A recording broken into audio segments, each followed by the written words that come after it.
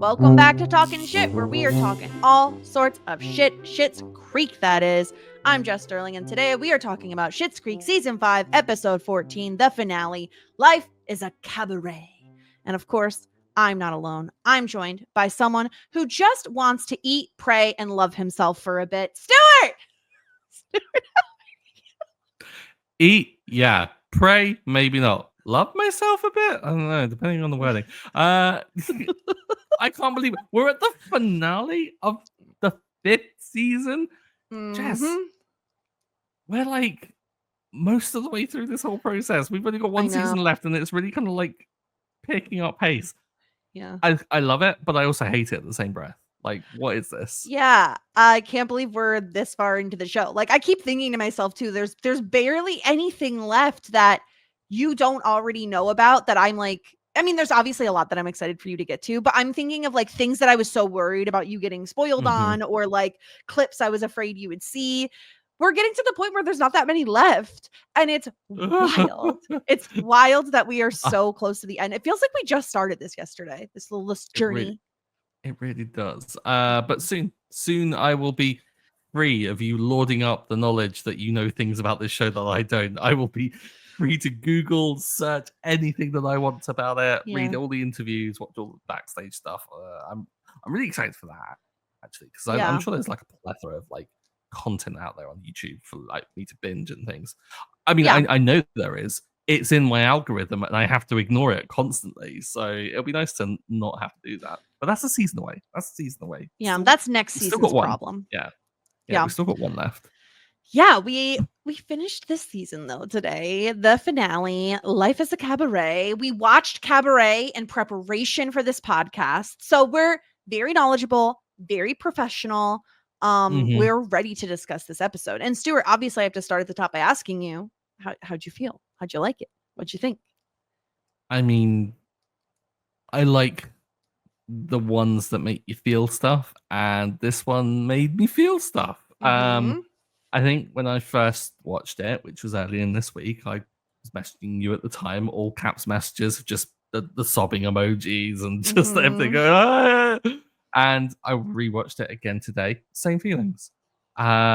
Just as strong. And I kind of like, for me, I think this is one of the standout episodes that I would absolutely go back and rewatch over and over again, because I think it's near enough a perfect episode of TV. Like, it's a big milestone, huge thing that is like, you can like plant a flag and say, okay, that's the end of season 5. Like, I'm always going to remember that as that. But we also got like great jokes out of it, good progression with the characters.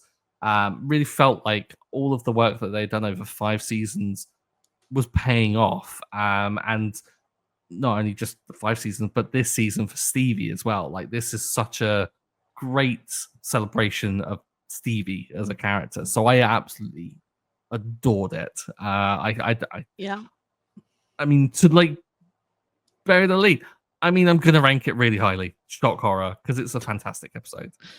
Yeah, this episode I've been excited for you to watch this episode, honestly, since the very beginning of the podcast, because you loved Stevie so much right out the gate. And I knew that she was going to have character progression, but it would take a minute to really get there. And this is the episode when you're talking about like Stevie really coming into her own, really getting a moment literally in the spotlight. This is the episode. And so I could not wait to get here, because Stevie's solo is a really iconic moment for the show and for the character of Stevie. Like, it means everything, because you not only have Stevie, like, you see in that scene itself her growing in confidence and just like her being able to express herself, and getting to watch all of our favorite characters react to that moment as well. Like, David has his tears in his eyes. Moira has tears in her eyes watching. Like, I mean, it's so beautiful and wonderful that even without that that moment, it's still a really great episode, but that moment and a few others really elevate this episode to a whole other level. And we've talked about this before. Schitt's Creek knows how to do a finale. Like, you're never disappointed by a finale for this show. Mm-hmm. We'll talk about the ending of this one being a little different than some of the others in terms of, like, I feel like leaving us, I don't know if it's a cliffhanger is the right word, but like certainly leaving us with some questions.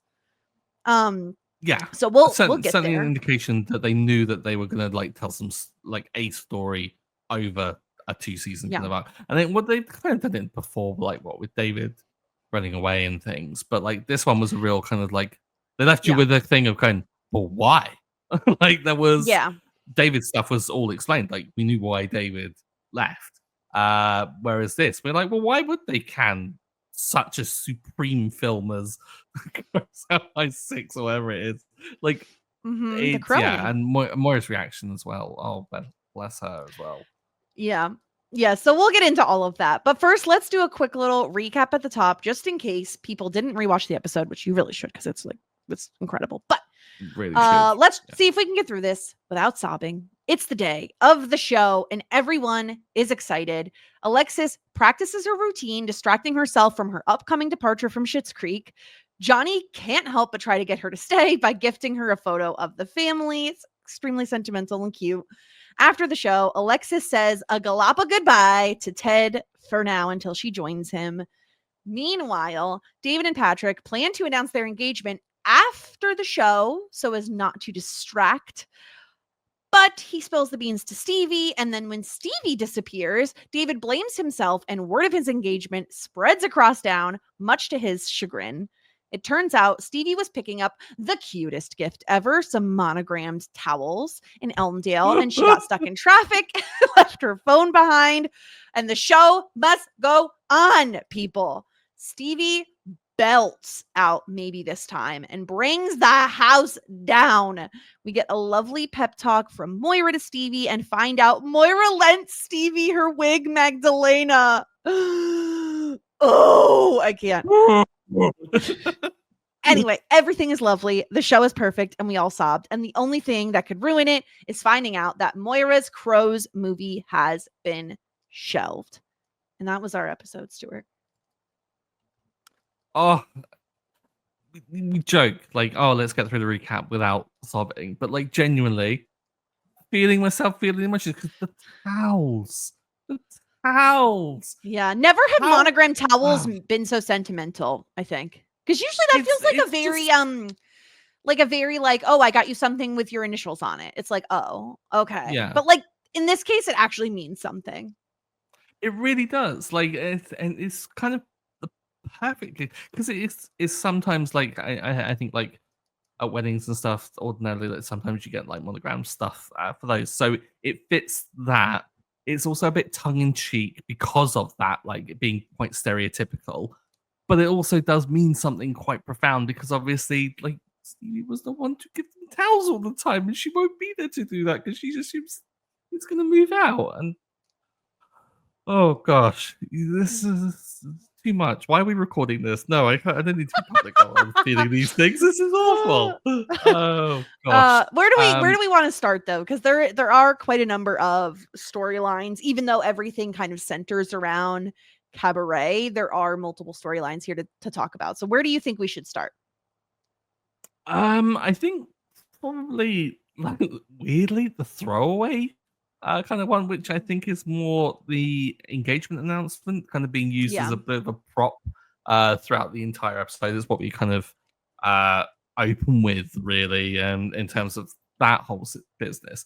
I thought the opener of just like Patrick and David in bed and like having the leftover champagne was just supremely sweet. The whole collide was just so funny, and typically them as well, and to like the way in which David's like, yeah, like I haven't really thought about it that much, but having like such a profound plan of exactly how the day is or the evening's gonna go is, I don't know, like I maybe saw a little bit of myself in there and just being like, this is how it's going to happen, and I'm going to be supremely disappointed if it doesn't happen in exactly this way. Yeah, I kind of felt that to my core. Yeah. I love it because David is a guy who would have like an exact plan of how he wants things to go down. But I love that the reason things don't go according to plan for him, I love that the reason behind it is because he's too excited and can't help himself but tell Stevie. And then Mhm. he just assumes that like the reason that she's then not around is because, oh man, I shouldn't have done that. Like the day of the show, like it's too much. Like it's all my fault. I don't know what happened, but because I'm a rose, I assume it's about me. And so I must have been Mhm. me that did it. And so he, everybody starts finding out little by little. And then it's a small town. And this news, of course, spreads like wildfire. And everyone knows to the point where like people like Roland and Ted know before Johnny.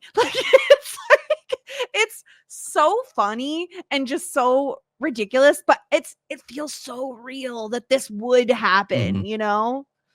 Yeah. I the fact that Johnny found out after Ted and Roland is wild. But like props to Johnny for taking it in such a like there wasn't a why didn't you tell me? It was like just joy that his son was like found happiness, which again speaks to Johnny being an absolute sweetheart in this whole situation.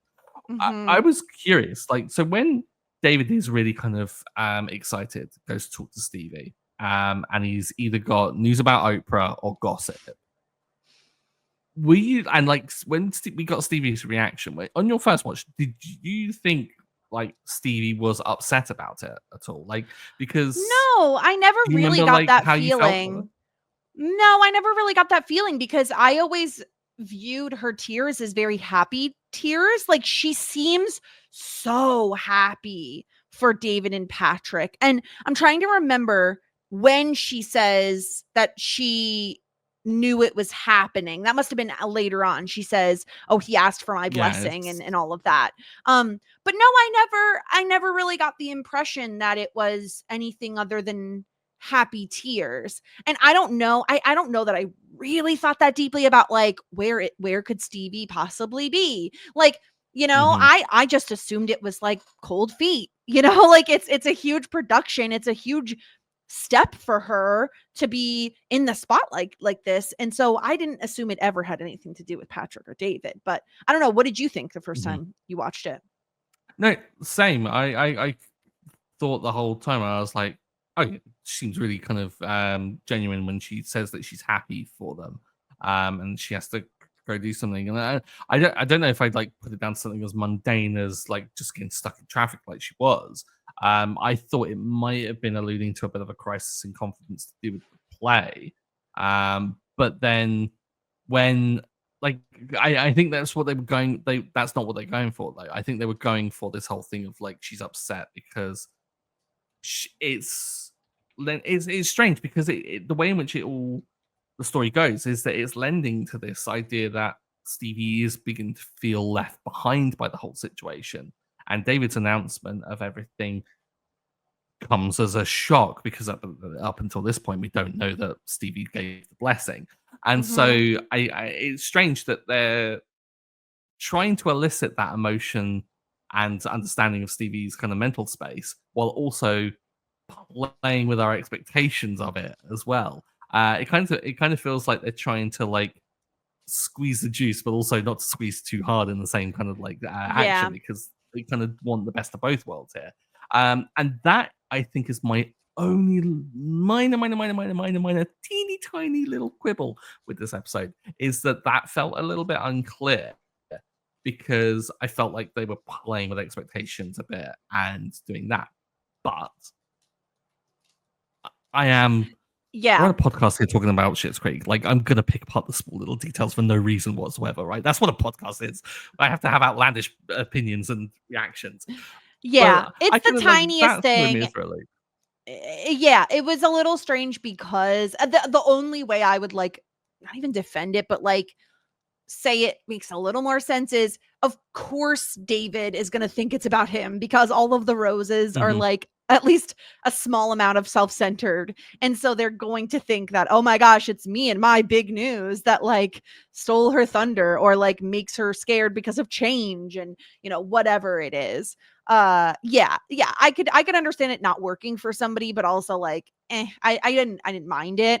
But I do love David just like continuously his plan going awry. Like he just can't get what he wants, even in the very end when he's trying to do an announcement, even knowing the entire group of people in this room already know what he's about to tell them, like having Roland and Jocelyn interrupt him, and then Moira gets this terrible news and that interrupts them. Like, it's poor David. Like all he wants is a tiny moment to celebrate his relationship and like a really big step in his relationship, and he can't get it.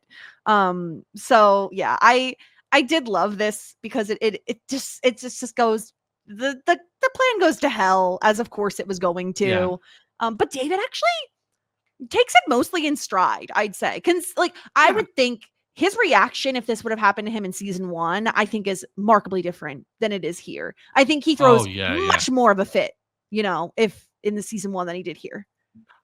Seems like more exasperated because this is like expected. Like it always goes like this with you people. Like it's always the same kind of like reactions that he tends to get. And what I think is quite lovely is that I think maybe David has an awareness that the reason why the speech isn't going down and why he isn't the central point of like getting it all out is because people have talked about it, not just because it's a small town and it's new information. I think also everyone was so excited for them. Like Ronnie makes the joke, like he's marrying you, like kind of like really making a joke. I believe it's at David's expense. It's not at Patrick's, although it should be surprised if it was the other way around.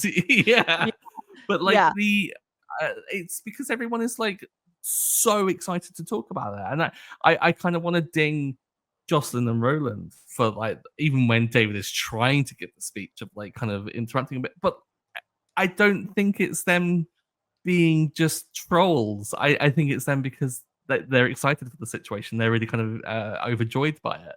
So I give them a pass for that.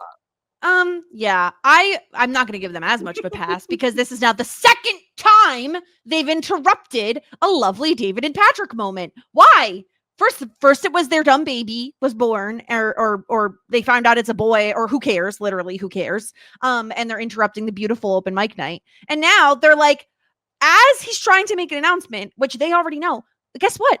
Shut your mouths. Like, how about you shut your mouths? How about you just let him talk? Okay. Like, no one cares. Just stop it. So that was very irritating to me. But yeah, everyone is very excited for them. I think this person is still excited, but I think there's a lot of other things going on. And so one person's reaction is not exactly what we would hope for. And it is Moira, because the way she finds out is by David being like, oh, it might be my fault that Stevie is missing. And like, uh-oh, what about the show? And Moira, of course, naturally is Moira and makes it about herself and is the most dramatic person ever. And I have captured her cry in audio form. And it is truly the best. So I'm going to play it and then we're going to comment on it because I have just so much to say about this. What the fuck?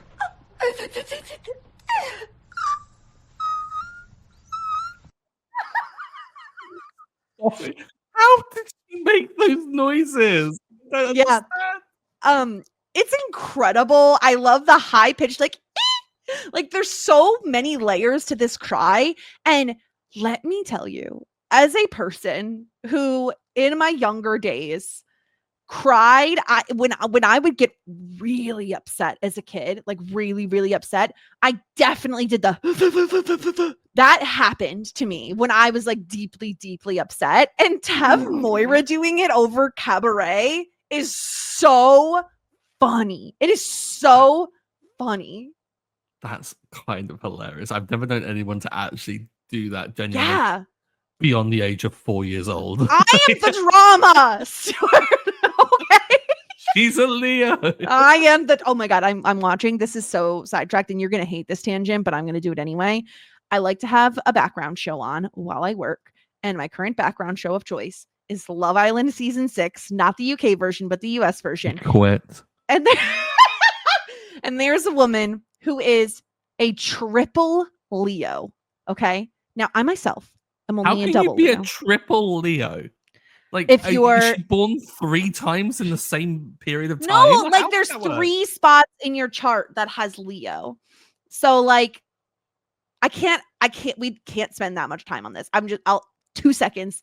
It's your sun, your moon, and is it your rising, or which one other would it be? Maybe Mars. I don't know which one was her third one, but I'm only a double Leo. So I'm a sun and a moon Leo. She's a triple Leo. This is the most dramatic person that I've ever watched on like reality television. She is the drama. And I just need to say, like, if you're ever looking for a person to cast on reality TV, seriously, look at their chart. And if they're triple Leo, immediately put them on your show because they're nuts. That's it. It's about you all the time. It's me, and it is drama. Why haven't they done that for a reality show of like astrological signs? Types? Yeah, they should. Yeah, they definitely should. Yeah, that honestly, patent it. Like, put my name on it. Like, I will get into horoscopes if it means that I get the credit for that. Like, by all means. But that sounds like a good idea. I think. Like, let's test the veracity of these claims. Because that, like fire Leos signs are fiery and. Yeah. Like, I'm a fire sign. Yeah. You're a Sagittarius. Yeah. Okay. Fire sign. All I know is I've been told that it just explains a lot, and I'm like, I don't know how to take that. Yeah, it does. Yeah, it does. And I think I always take it as a compliment because Leos are the best. Natural born leaders and very charismatic, if I do say so myself. But anyway, also just like I feel like we have a little bit of thicker skin. Because nothing really gets us down, unless you have anxiety like me, and then like lots of stuff gets you down, but you just pop right back up, Anyway. Yeah, you just you ignore the stuff that doesn't match up with what the horoscope tells you. Yeah, you just ignore it. Yeah. Anyway. It's not real. Okay, so that's the engagement storyline.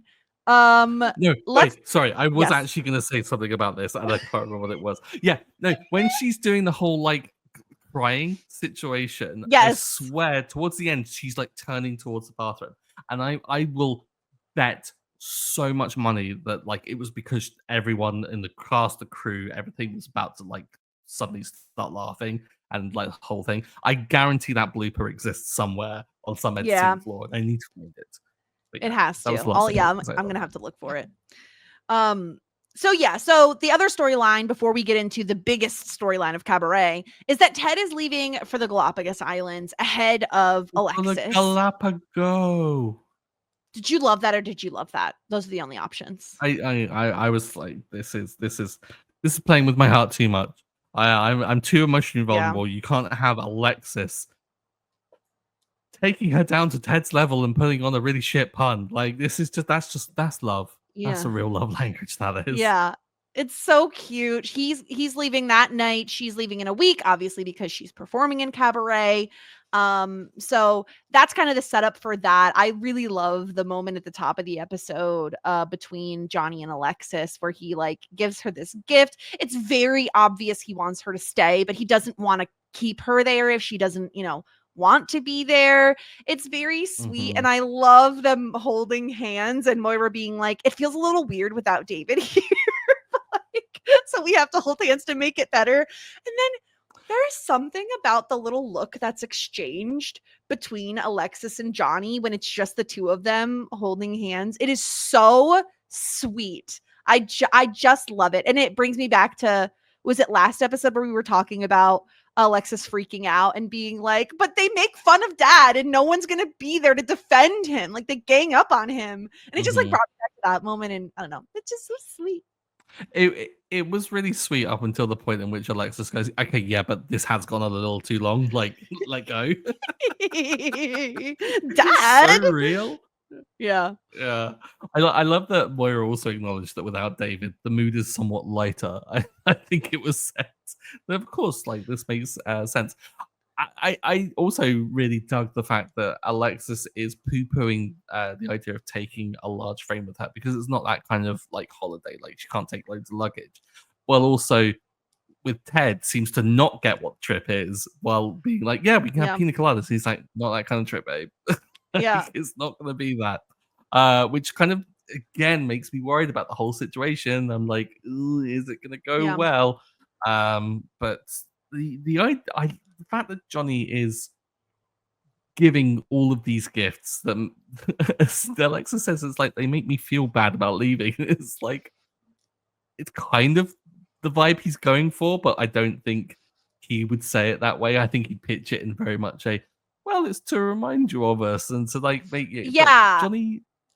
Johnny loves the fact that they all live together and like have become so close, right? We saw it in the Christmas episode and how that Mhm. was kind of articulated. So it's like it's great to see that still being continued and not being kind of like used one and like we get the emotional connection out of it, and then we throw that storyline away. I like the fact that it really is built into Johnny's soul as a character.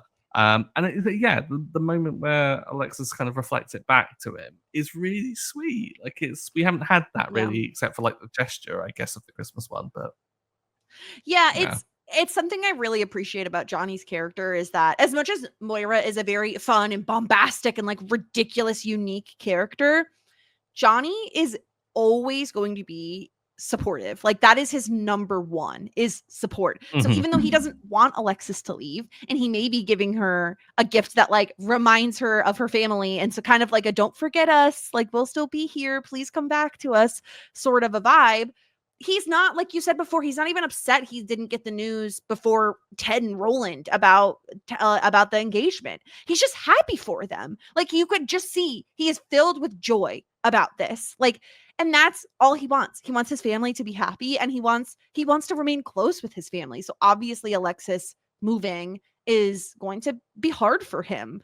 I just love it. He is so supportive, especially also at the after cabaret when they're in that little after party at the motel when he's like, "Oh my god, honey, you did wonderfully." And both Stevie and Moira are like, "Thank you."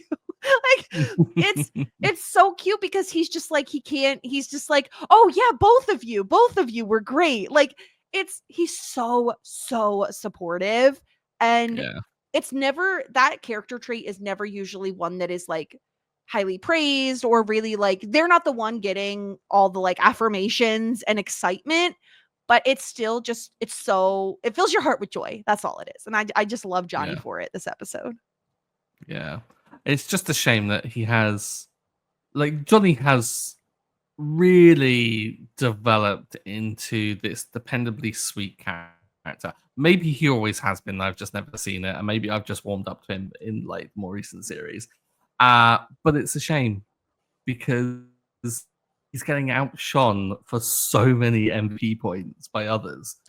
Okay, let's talk about our main course this episode.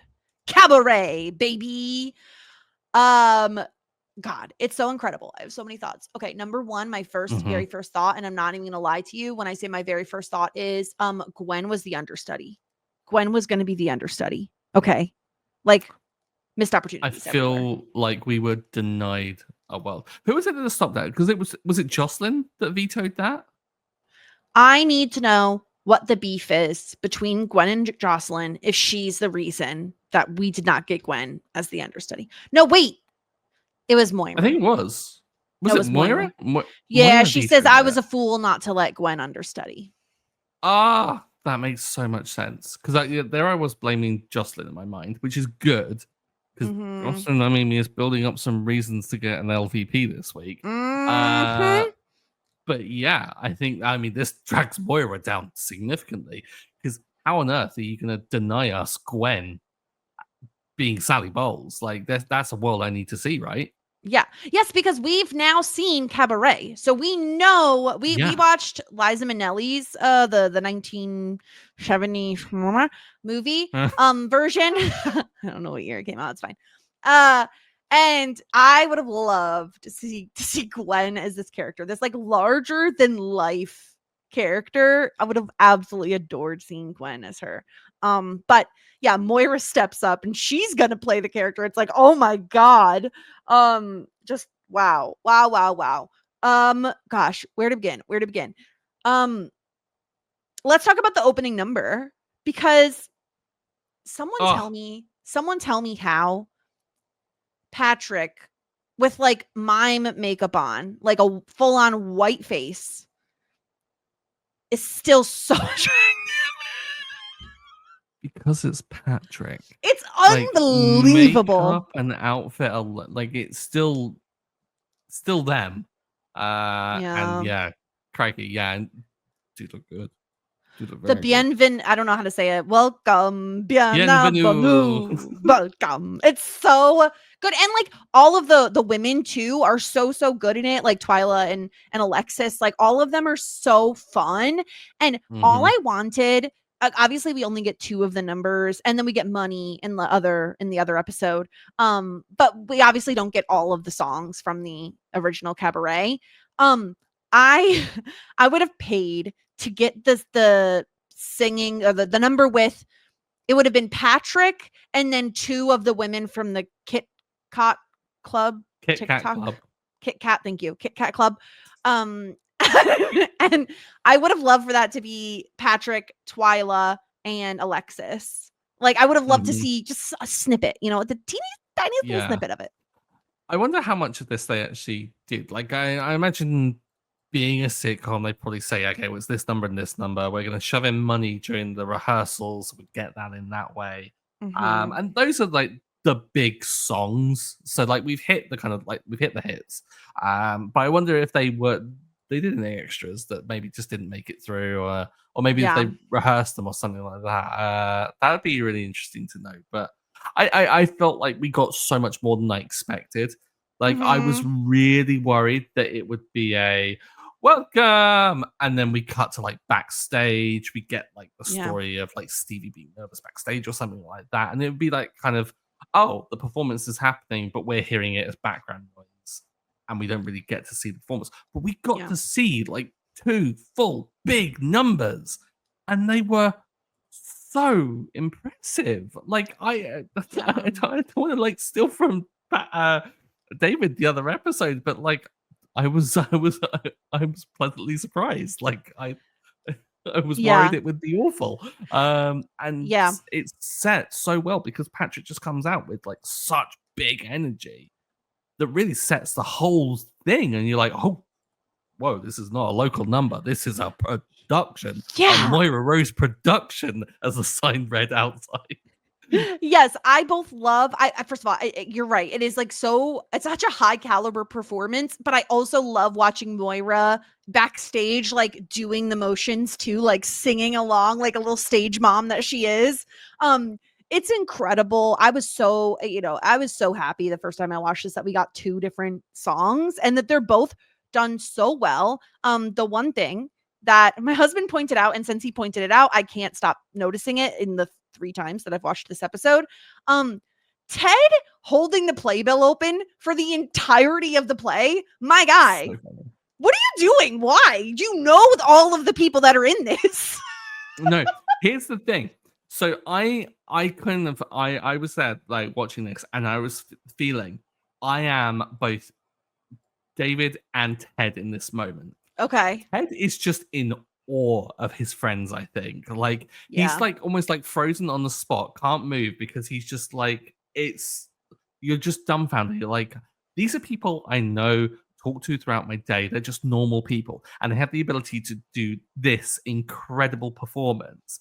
Like I get like this and like when David at the end is like, that's my friend.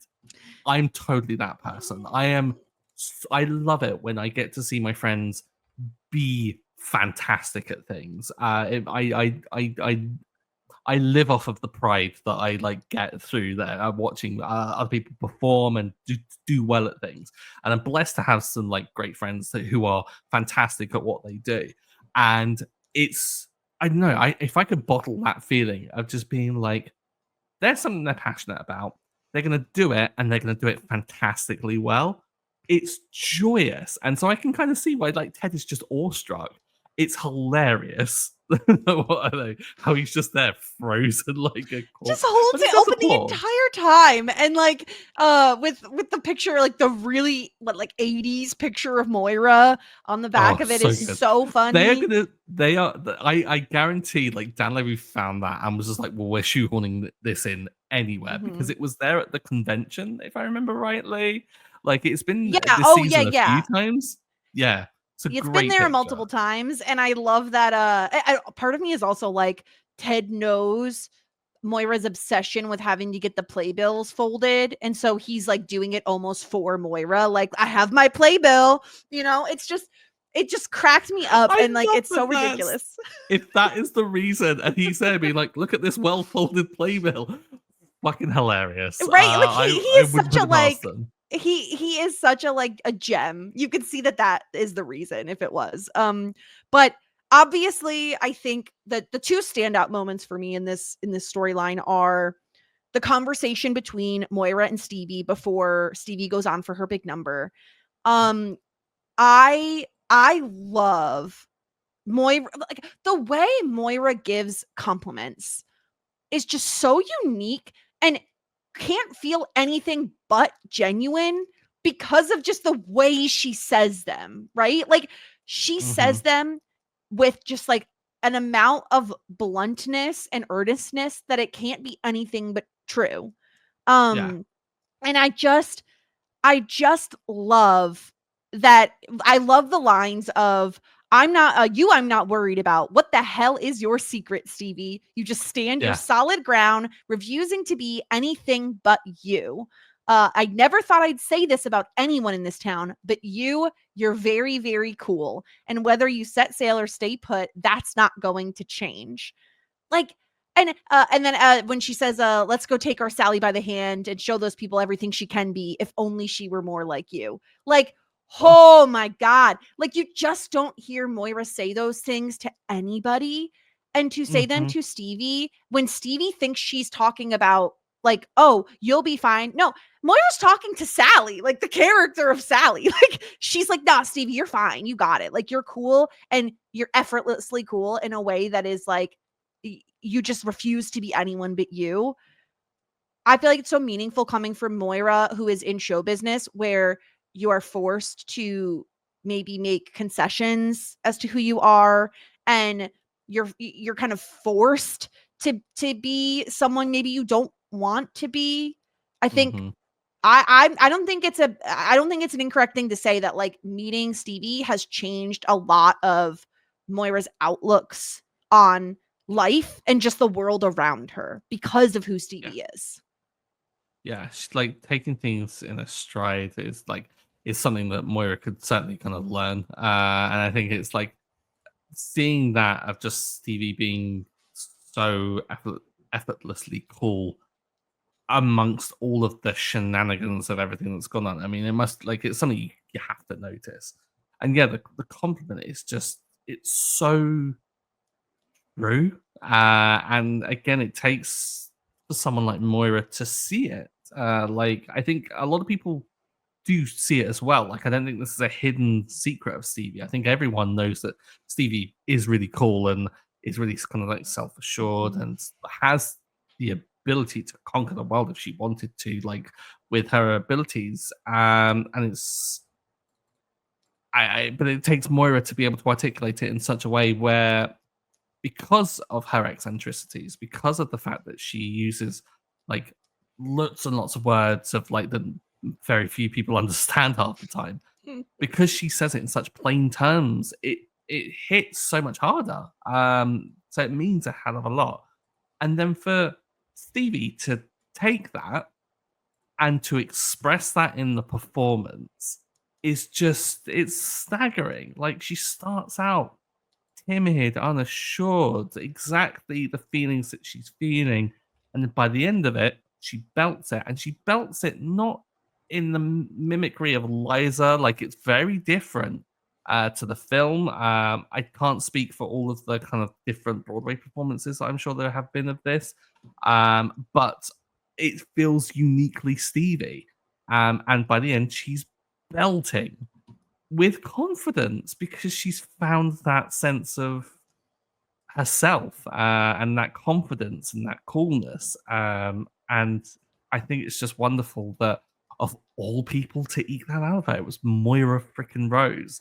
Yeah. Um, Starting with when she gives Stevie the role of Sally, like when she approaches mm, her and says, I think you have this. I think you can do this. And like yeah, I think Stevie, now that she's known the Roses for quite a while, I don't think it's lost on Stevie the significance of Moira lending her a wig.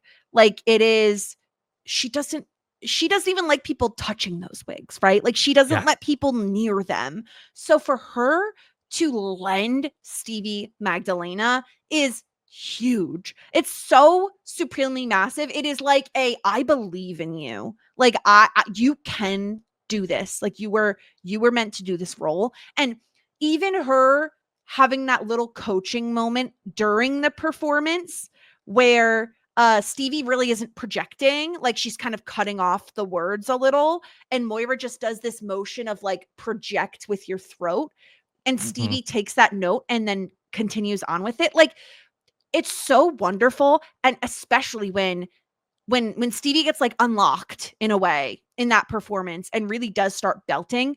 Like, obviously we pan to David in the audience. He's a little teary-eyed, but what set me over the edge was Moira's reaction, because she is like almost like she knew Stevie could do it, but she never could have imagined it would be as powerful as it is. And she is just like filled with pride that like what she was taking as like her thing. This is my thing. Like, I'm putting on Cabaret. The press knows about it. It's all about me. My picture's on the back of the playbill. Like, this is my next big thing. Yeah. I feel like she realizes in that moment that like, wow, no, this is like Stevie's thing. Like, this is her thing. And she knows what she's doing. And the amount of pride that Moira has in that moment is just so lovely for a character as comically self-centered as Moira tends to be.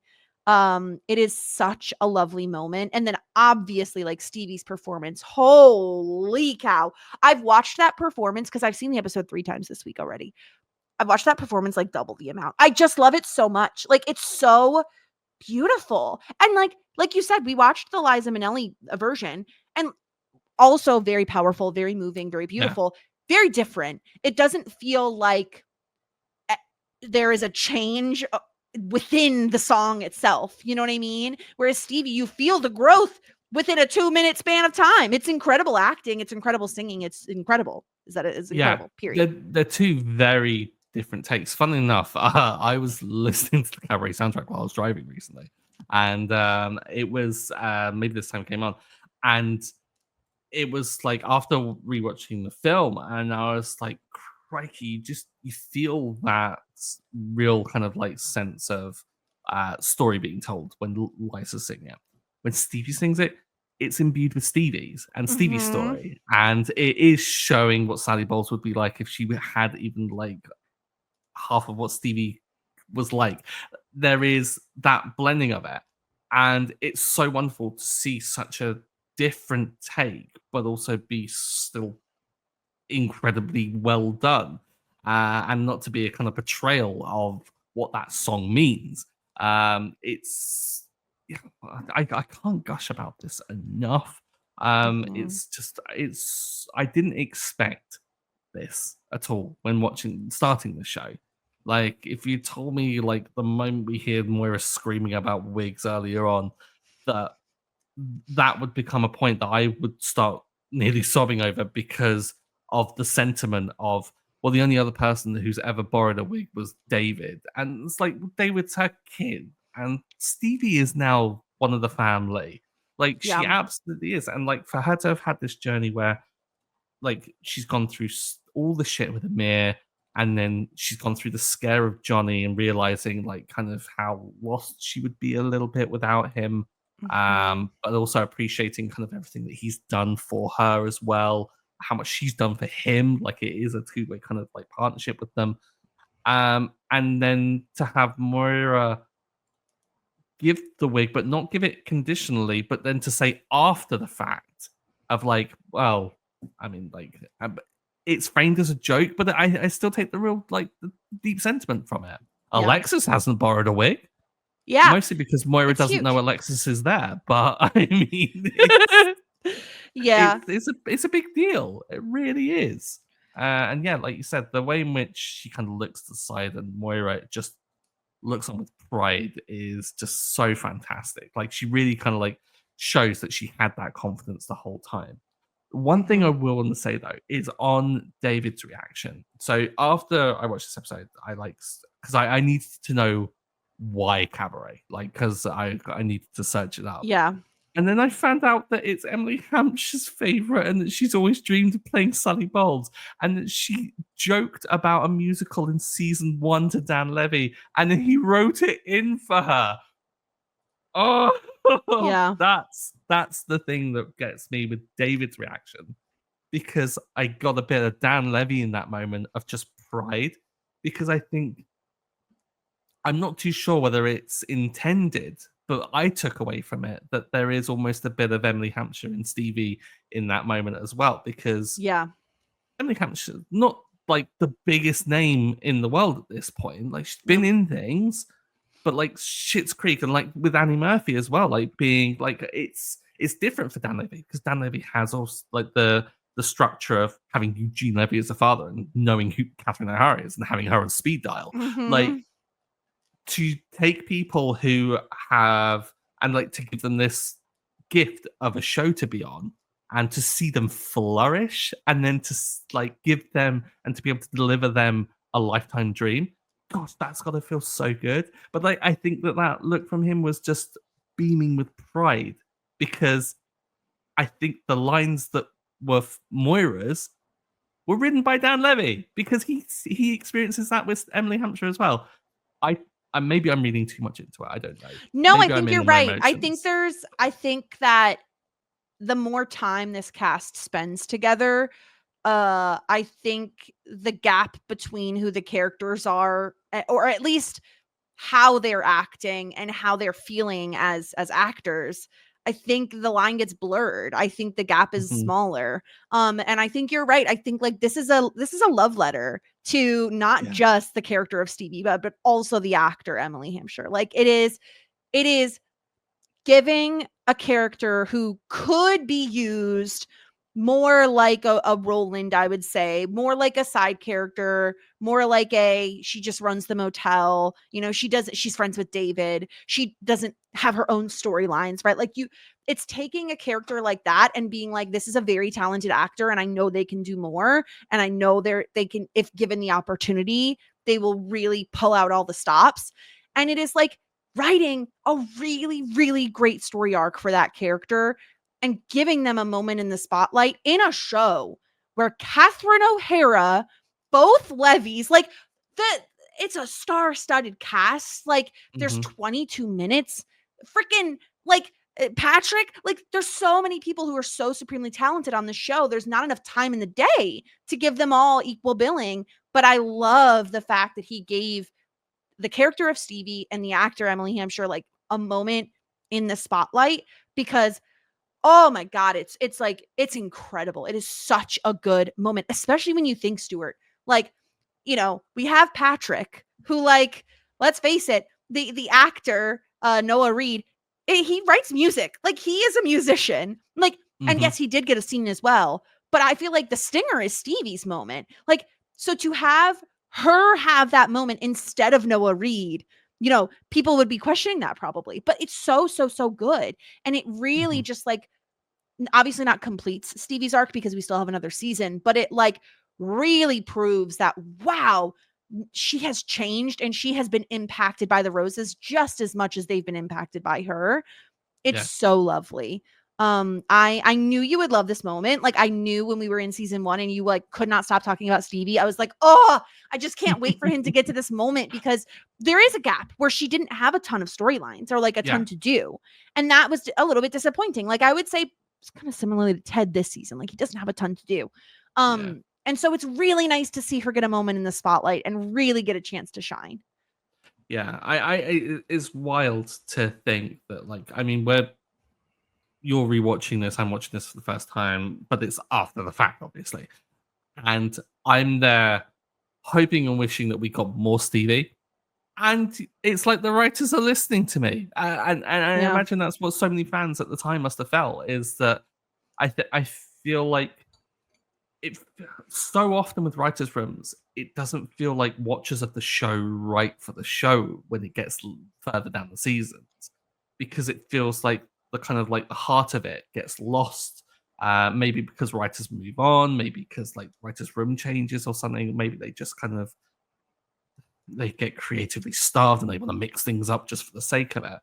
But this feels like the heart has always stuck around with it, and it feels like like fans. Maybe they're fans of their own work, and I think that's wonderful if it is the case. But like fans are watching the show with a fan's lens, and they're thinking, okay, well, I love this character. What now for them? And they're asking those questions because they care about them. And I think that's a great sign of good writing, is that they know we care about them now. So let's explore that space rather than constantly chasing like, oh, you should care about this character. I'm going to put something in peril to do with them because that's what you do for dramatic effect. And it's like, no, like they can go through hardships, they can go through like tough times, but ultimately we want to see them have the heroic moment. We want to have them like have moments like this. And yeah, like you said before, it's like a love letter to the character of Stevie. And yeah, it's it was just so good. And I'm gonna rewatch it. I'm gonna rewatch it again. There's no way I'm not. Yeah, it's so good. Well, one last thing. Of course, we leave this episode with some really horrible news for Moira that the Crows movie has been shelved. She immediately climbs into her teeny tiny closet, shuts the doors, which are those like really old school, like I don't even know. I think they're accordion doors, I think is what they're called. At least that's what they're called here. Sounds like they should be. Yeah. And she closes them and like immediately Johnny's like, I think everyone should go. Yeah, it's like it's the most normal thing ever. He's like, well, party's over. Like as if this is a normal like event.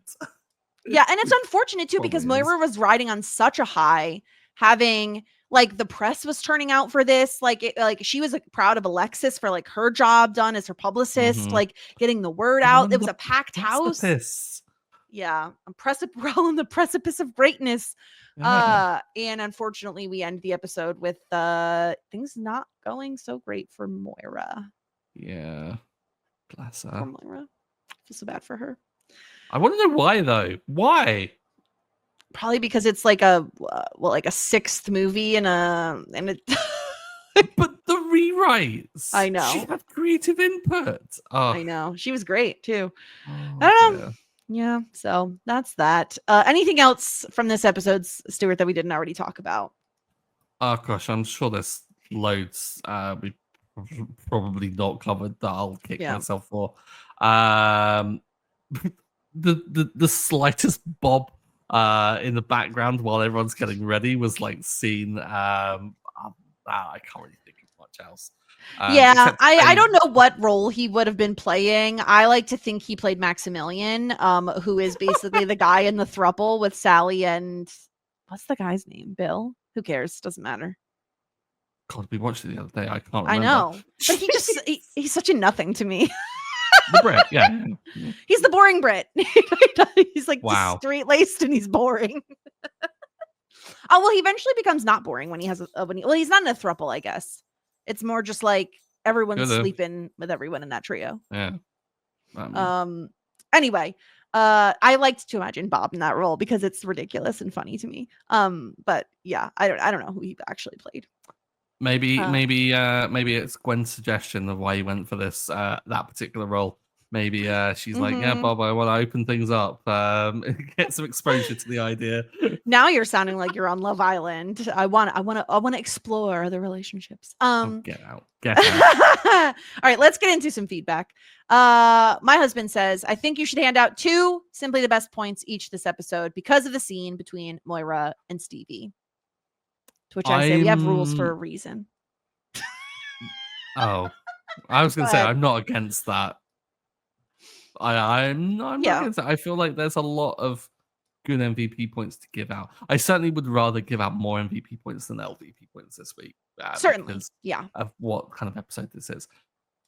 But you are right. Rules are there for a reason. Rules are rules. Yeah. Also, we have some congratulations to hand out to one of our listeners. Because our listener, Aaron, had a baby, if you will. A baby! And she named it Roland Stewart Jessica. Yes, notice Stuart Jessica. Notice the order that you just read it out there, Jess. Very, very upset by this. I was very upset. It's very upsetting. This was some great news. So congratulations. And of course, I expect that name to be displayed on some sort of birth certificate to prove that you actually did. Obviously. Name them, right? Yeah. Well, in honor. Yay, David! Yay! Oh, and Excited beyond compare. Yes. That's it. Just the beginning of that one. Excited beyond compare. So yes, congratulations, Aaron. We are very happy for you. And your little baby roly poly. So exciting. Roly poly. Yeah, roly poly. Oh, bless. Perfect. Okay. It's time. We have to do our ratings. This is the tough part. This is tough. It's gonna be tough, but we can do it. I believe in us. I'll just go first for my Simply the Best because it's Stevie. It's Stevie. Of course it's Stevie. Yeah. Who else could it be? It's Stevie. Yeah. Is there a discussion to be had here? Like, no, like I think if anyone disagrees, I will fight them. I think like if we weren't immediately giving it to Stevie, which we are, I think like the only other argument is probably Moira because of like, I feel like her pep talk to Stevie, the growth of her lending Magdalena to Stevie. Like there's a lot of really lovely Moira moments. I think beyond Stevie very obviously going above and beyond and like the amazing performance and all the other reasons she should get it. Moira's reaction again to David's announcement of his engagement is kind of awful. like this is what you're doing when your son tells you he's engaged. She was very happy, and like, what was it? Oh God, what was it? You and your wonderful Patrick have years to celebrate, and they will celebrate in the years. But in this moment, Moira's world is being destroyed. It's so funny. It's so funny. So yeah, Stevie gets the point. Obviously, Stevie gets the point because Stevie's incredible. Now, disgruntled pelican is where it gets a little tricky. Because both Roland and Jocelyn are fucking horrible. Like, and I know it's a tiny moment. I know they're excited, but like, don't interrupt someone when they're literally standing on a chair trying to announce happy news. They're stealing his thunder. It's not a good. I mean, I wanted to give them a pass because they're at least excited about it. Right? Like I feel like they can't contain themselves. Everyone already knows as well. Like, why are we kidding ourselves that this is an announcement? But yeah, it is really bad form, and I can understand. But which one are you actually going to go with, though? Well, here's the thing. 2 names, Jess. I'm aware. Previously this season, I gave each of them a half a point, or I gave each of them a negative half a point. And now is my chance to even it out by giving both of them a negative half point today. That's a really great way of like settling the maths on that. Yeah, the maths are much better now. Okay. And I strive for better maths. I give my LVP point half to Roland, half to Jocelyn. You are a full monster. You're not even a half monster. You're a full monster. Do you know what? I was going to go with someone completely different until you mentioned that, and I was like, well, I can't like turn this gift away. I have to. Who are you going to give it to? Both.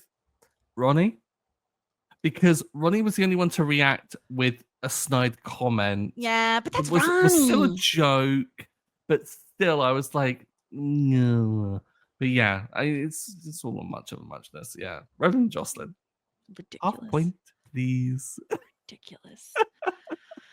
Well, we did get a wig this episode. We got besides Magdalena, which Stevie is wearing. We also get this wig that Moira is sporting, which very much gives Liza Minnelli vibes from the movie because of the insane widow's peak. Yes. And she even has the eyelashes. Like, she really was going for it. Oh, yeah. She went, like, full, like, outfit and everything. And I love that she was, like, so ready to do, like, Moira could perform at a drop of a hat. Like, she's a professional. I would love to hear her rendition of Maybe This Time. I really would.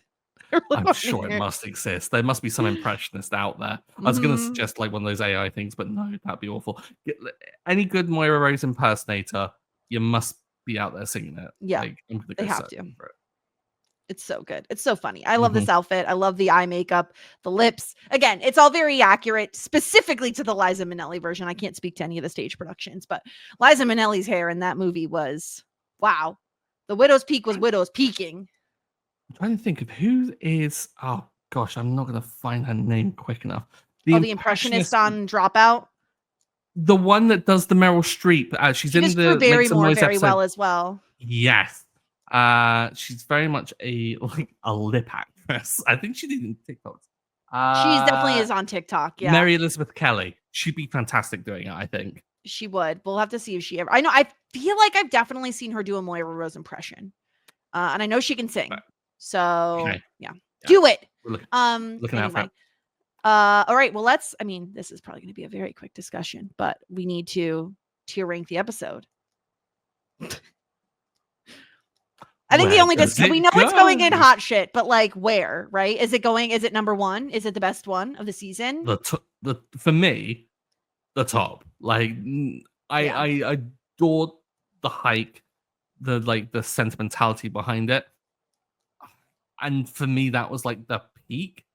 This, I think, shot like so far above it. Like best episode ever. I think between the massive moment for Stevie, the really great character beats for Moira and her conversations with Stevie, and also like the Johnny and Alexis stuff. Like, I think there's just so much to love. And we have this discussion all the time of like, okay, what are we weighing more heavily, funny or sentimentality?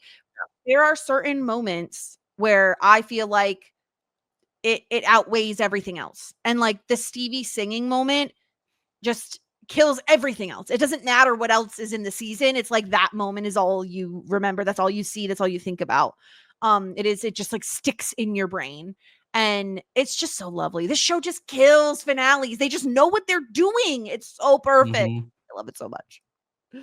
So yeah, top spot. Yes. Look at how we have 7 episodes in hot shit. Great season. Half. Great season. It's incredible. Oh my god. Oh my god. Oh, the season was so good. But we're not done talking about it, Stuart, because next week we're going to be back doing our season wrap up. Get into talking about the whole thing. Yeah, the entirety of season 5 before jumping in to season 6. Of course, we'll talk through all the predictions you made. You're going to make some more predictions for the final season, which I'm really excited to hear. I cannot wait to hear it. Would you like to know can I tell you the premiere of season 6, what the title is? Ordinarily you wait, you drag it out, I believe. I don't really want to wait though. Well, then let's not wait. Okay. It doesn't give anything away is the main thing. It's called Smoke Signals. See, it doesn't give anything. What does that tell me? Exactly. I need a smoke signal to tell me what the smoke signal means. What the? Yes. Yeah, you're welcome. I'm angry that you've told me this earlier. Because you can't watch it yet. Yeah. Yeah, it's brutal. Now I need to know. And we are now entering the point where I will start whinging people because this is the longest period of time I have to wait for the next episode. Yeah. It's really tough on you. It really is. Oh, well. This is what you get for getting the middle name of the baby. Middle name of the baby and that half point for both. Jocelyn yeah, I really don't feel bad for you at all. Best podcast host, companion for this. Just you get my wisdom, my insights, and my trolling. 3 best qualities. Well, we'll be back next week with the season 5 wrap up. I'm really excited to talk. I'm definitely going to rewatch the season in preparation because it's so good. Character rankings, I think, could be a bit spicy this time around as well. It's going to be tough. I think, because there's going to be a really tough. I think there's going to be some mid-table people shooting to the top. I think it's going to be some top table people going down a little bit. Yeah, this could be difficult. It's going to get real spicy. So make sure you tune in next week for our season 5 wrap-up podcast. In the meantime, go play Expedition 33. I'm not going to talk about it because I'm not going to spoil you, but play the video game. It's so good. If you want to feel things, go play the video game. It's so good. Anything else, Stuart? You want to tell anybody anything? No, I can think of. Okay. Hopefully, if you've noticed, maybe we've had to edit around a few things. I've had some really bad internet. That should be going away because I'm moving. This will be the last time you see this background, hopefully. So fingers crossed, my move goes well. He's moving house, as they say. Moving. Don't you say What? moving house? Do you not say moving Yes. house? Do you not say moving house? We just say moving. We're moving. That means you're moving. That's not dramatically different that I'm like jarred by it. So I'm like, well, let's just put this out there for people. Everyone, British people call Jell-O jelly. yeah. So, in case you didn't know, now you do. Okay. And we call jelly jam because that's the way it is. We'll be back next week talking about season 5 in its entirety. And until then, everyone, warmest regards and best wishes. Tweet us on Facebook or leave us a review and you say, yeah, okay, I think I will.